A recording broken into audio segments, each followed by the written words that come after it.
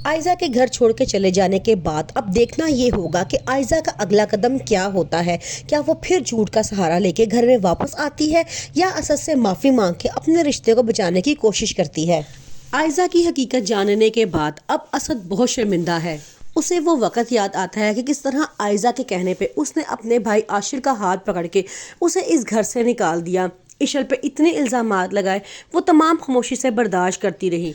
अब वो आशिर और इशल के पास जाता है और उनसे माफ़ी मांगता है, जिस पे आशिर और इशल उसे फ़ौरन माफ़ कर देते हैं और कहते हैं कि आप हमसे बड़े हैं, इसलिए आप हमसे माफ़ी मांग के हमें शर्मिंदा मत करें। बस हमारे लिए यही काफ़ी है कि आयजा आपका का असल चेहरा आपके सामने आ चुका है। रोहान अब बहुत शर्मिंदा है। वो कई बार अनाया से माफ़ी मांग चुका है, लेकिन अनाया उसे माफ़ करने के लिए बिल्कुल भी तैयार नहीं, क्योंकि अनाया का कहना ये है कि तुमने DNA का फ़ैसला वापस नहीं लिया और उसी दिन अपने तमाम ताल्लुकात तोड़ दिए थे, और अब मैं इस बच्चे का तुम पे कोई हक नहीं रखूंगी, ना ही उसे कभी तुमसे मिलने दूंगी। असद भी इतने बड़े वाक़े के बाद अब खामोश सा हो चुका है, जबकि दूसरी तरफ आयजा का रो रो के बुरा हाल है।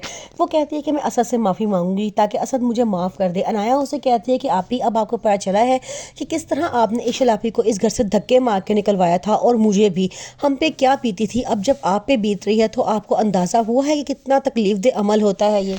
अभी भी आयजा का गरूर नहीं टूटा होता। वो अनाया से बड़ी बदतमीजी करती है और उसे कहती है कि सब कुछ मैंने सिर्फ तुम्हारे लिए किया।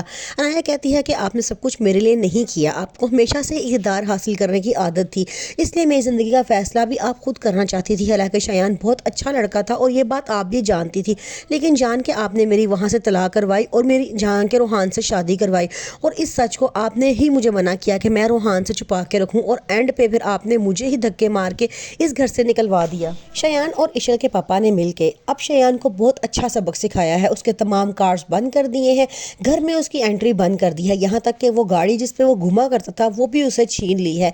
अब शयान इस बात में मजबूर हो चुका है कि वो पाकिस्तान छोड़ के बाहर के मुल्क चला जाए। इशल भी अब बहुत खुश है, क्योंकि उसे अब शयान की मदद लेने की कोई ज़रूरत नहीं है, क्योंकि तमाम सच्चाई आयजा की मामा ने खुद असद को बता दी है, और अब असद किसी की बात पे यकीन करने को तैयार नहीं है। वो कहता है कि आयजा हमेशा से झूठ बोलती थी, मुझे एक साथ निभाने वाली और रिश्तों को जोड़ के रखने वाली बीवी की ज़रूरत थी, जबकि आयजा ऐसी बिल्कुल भी नहीं है। आयजा के घर छोड़ के चले जाने के बाद अब देखना ये होगा कि आयजा का अगला कदम क्या होता है। क्या वो फिर झूठ का सहारा लेके घर में वापस आती है या असद से माफ़ी मांग के अपने रिश्ते को बचाने की कोशिश करती है।